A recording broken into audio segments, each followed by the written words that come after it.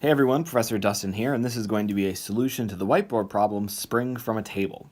So in this problem, we have a table with a spring on top. We're going to put a ball on the spring, push it down, and then release it, and the ball is going to be shot up into the air and then down and hit the floor. We know the height of the ball, we know the mass of the ball, we know how far down we push the spring, and we know the spring constant. Okay, so the first thing we want to know is what is the speed of the ball when it leaves the spring. Okay, well, the easiest way to do this is going to be conservation of energy, because we know how much energy is stored in a spring. If we wanted to do momentum, we would have to know something about the force of the spring, which we could figure out, but it's going to be a more direct route to use energy conservation. So there's our master equation for energy conservation. The change in energy is 0. So to do this, we want to specify the initial and final points. So when it leaves the spring, tells us that the final point is going to be right there. And to decide what the initial point is, we want somewhere where we know the energy of the ball. And the only place I can think of is when the spring is compressed, because when the spring is compressed, we can determine how much energy is in the spring and also how much gravitational potential energy is between the initial and the final. So I'm going to select as my initial right there. So the next step is to determine the initial energy and the final energy.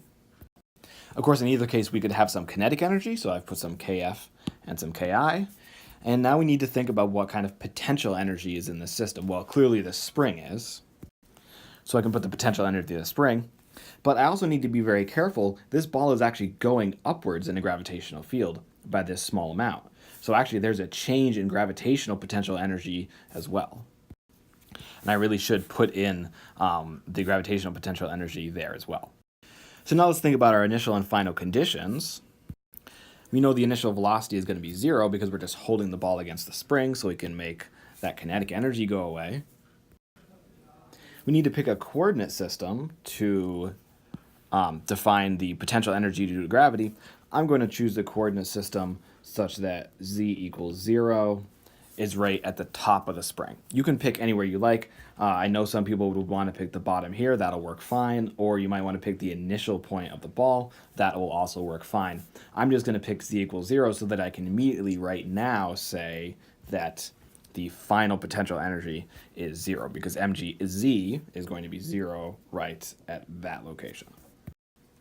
Okay, so what about the spring energy? Well, the spring energy, recall, is 1/2 k delta x squared. So that delta x squared, that's the compression of the spring. Well, in the initial state, there's obviously some compression. It's equal to delta x. But in the final state, the spring is uncompressed. So delta x in the final state is 0, and I can make that go to 0 as well. So now if I put all that stuff in my EF minus EI equals 0, there's the final kinetic energy. It's the only energy in the final state. There's the initial energy due to the spring, and there's the initial energy due to the interaction due to gravity. That should all equal to 0. Okay, so I'd like to try to solve this equation. I have a number of things in here. I know what m is, I know what k is, and delta x. I'm solving for VF, but I actually don't know what z is. Well, I can relate the initial position of the ball to this delta x, of course. If this is z equals 0, then my z here should be negative delta x. And once I put that into my equation right here, I know everything in here but Vs squared, so I can just solve it. So I'm going to do that in a new slide so I have some room. All right, so here's my conservation of energy equation. I've put in a negative delta x for z, and now I just need to go through a few algebraic steps to solve for Vf.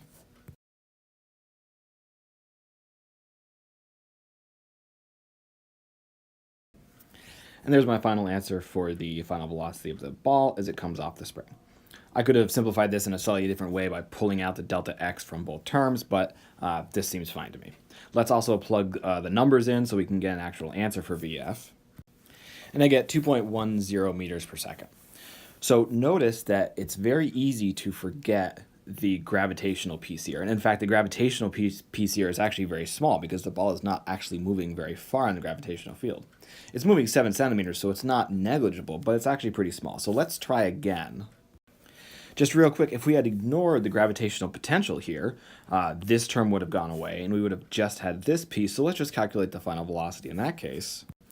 It comes out to be 2.43. So that's more than a 10% difference, and is just due to the fact that you've ignored this little gravitational piece. But you really should not ignore this little gravitational piece in this problem because it's large enough to make your answer go from 2.43 to 2.10. That's outside rounding, certainly, and it actually does include some physical information. So we do need to be careful about including the gravitational piece. Sometimes it matters, and so we should always try to include it when we can. Okay, so let's go on to part B of this problem now. For part B, we want to know what the maximum height of the ball is. Well, just for the sake of argument, I want to make my initial point the same for this entire problem. So that means my initial point is going to be at the initial point of the ball. The maximum height happens right here, so I'm going to call that final. And now it's just a matter of going through conservation of energy again. So we've already figured out what the initial energy is. We know the initial kinetic is 0, and we know what the initial potential due to gravity and the spring is, so I'm just going to put those in. So now it's just a matter of determining the final kinetic, gravitational potential, and spring potential. Well, at the point, the highest point of the ball's path, the final velocity is clearly going to be 0, so that's going to make the final kinetic energy be 0. The spring is definitely not acting on the ball anymore, so the spring is going to go away, and we are just left with the gravitational potential energy at the final state, when the ball is at its maximum point. That's UGF, that's going to be mgZF.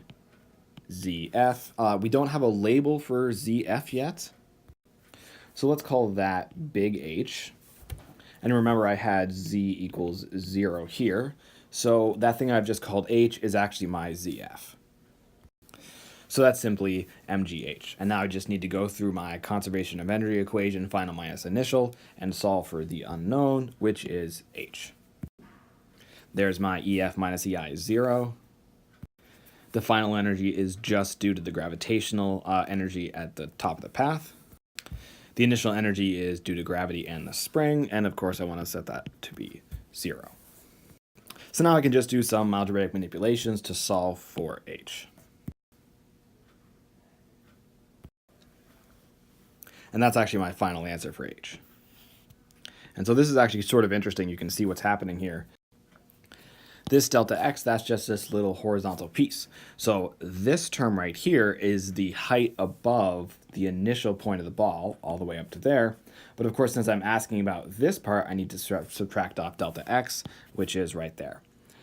So let me put that into my calculator so we can see what we get. 22.5 centimeters. And actually, in this case, if you didn't include the change in gravitational potential energy due to this little change, you would not have this minus delta x. You would have just this piece, and your final answer would be plus 7.5, 30 centimeters. So in the previous case, the change was pretty minor, maybe just over 10% in velocity. But actually, this is like a third of the answer. So this is like 33% bigger would be your answer if you didn't include the gravitational potential due to the change in height of the ball. Okay, so that's the answer for part B. So now let's go on to part C, and we can see what's going to happen here. We're going to go back to the same set of equations. I'm going to keep my EI the same, and then just find the final when the ball is at the very bottom of the path. All right, so there's my picture. I've copied over the fact that where my coordinate system is 0 and where the initial point is. My initial energy is the same, and now I just need to work out my final energy. So again, the spring is not acting on the ball anymore. After the ball leaves the spring potential energy is always going to be 0. But I will certainly have to work out what the final kinetic is and what the final potential is. The final kinetic will obviously be 1/2 mvf squared. That's the thing I want, is how fast is the ball traveling, so I want to solve for vf squared. And that's the potential energy of gravitational interaction again. And now I need to determine what ZF is. But if I look over at my picture, this height distance right here is what's given in my problem as 1.2 meters. My Z is 0, so that means that my ZF is simply going to be minus h, because I need to start from 0 here and go downwards to get to the bottom. So following my solution method, EF minus EI is 0. There's my final. Notice that I've moved this negative sign that came from the h out in front, so I have negative mgh. That's my initial energy, negative mg delta x plus 1/2 k delta x squared.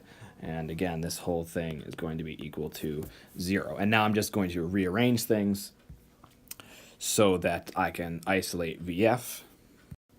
I think I'll pull out another slide so that I have a little bit of room. There's my full conservation of energy equation, and now I'm just going to isolate VF. Be careful of the minus signs here, so this is minus a minus, and so when I add both of these terms to the other side, both of these remain positive and negative. This guy switches signs because I've moved him over to the other side. I'm going to combine these two terms. There's a 2g right here and a 2g right there, and then we have a height of h minus delta x, so I'm just going to combine those into one term, and then take the square root. And there's my final answer. So you can see this difference, h minus delta x, is simply because the horizontal distance between the original point of the ball and the final point is not h, but is h minus delta x because I started a little bit below the 0 of the vertical position. All right, cool. So I'm going to plug this into my calculator, see what we get. Looks to be 5.29 meters per second. And again, we can check to see what would happen if we had ignored this little change in potential energy. The answer is then 5.42 meters per second. So again, there's not much change in the velocity when you ignore the potential energy. In this case, it's under 10%, maybe even 5%.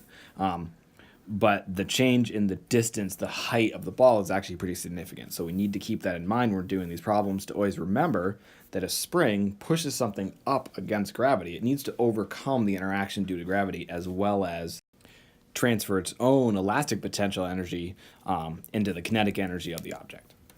Okay, great. So this has been a solution to the spring from a table whiteboard problem. It uses the energy of springs and potential energy as well as the motion of the ball, which includes the kinetic energy. I hope this has been clear and helpful. Thanks very much, and I'll see you next time.